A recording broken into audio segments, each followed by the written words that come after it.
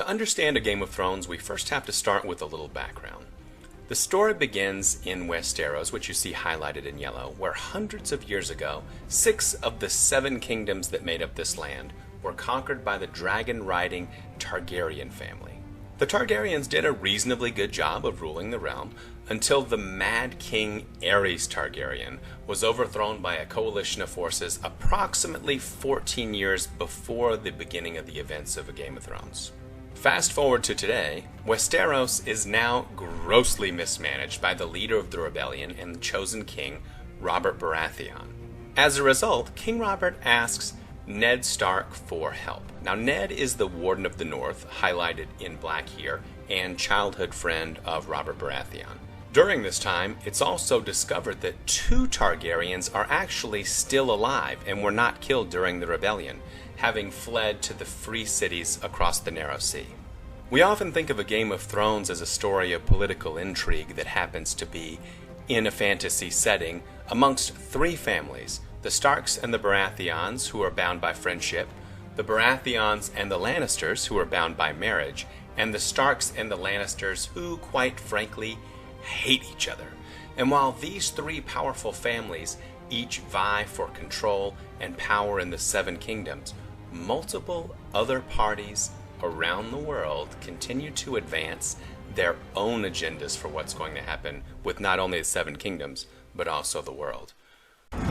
Okay, newbie, we've only got a few minutes and a lot to cover, so listen up. The first thing you need to know about this world is... No, not dragons. Fuck those dragons. Focus! The seasons in this place last a ridiculously long time, so when we start this, everyone has just come out of a long summer. So let's just say they ain't too happy about winter coming. Winter is coming. Winter is coming. Winter is coming. Stop that. You're making me uncomfortable. Over in Westeros, Lord Eddard Stark, a.k.a. Ned, is asked by his friend, the king, Robert Baratheon, to be the hand of the king, a.k.a. right-hand man. Ned doesn't want to go, but that's his boy. So he uproots his family and heads to King's Landing. Nice family, right? Don't get attached. I'm just saying.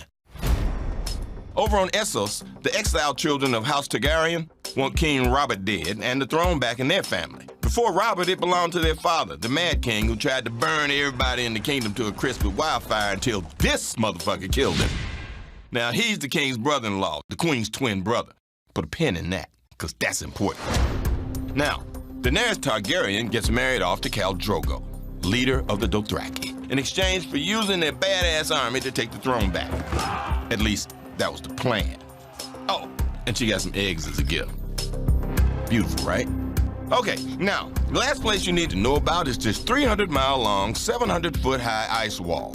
The Night's Watch defend the wall against their sworn enemies, the Wildlings, but that's not the only thing they need to worry about. And some time has passed now, and all hell is broken loose because of some things I don't have time to explain. Just know that in all 7 of the kingdoms of Westeros, peacetime is done. Finito. Everybody thinks they should sit on the Iron Throne. This guy, this guy, this guy too.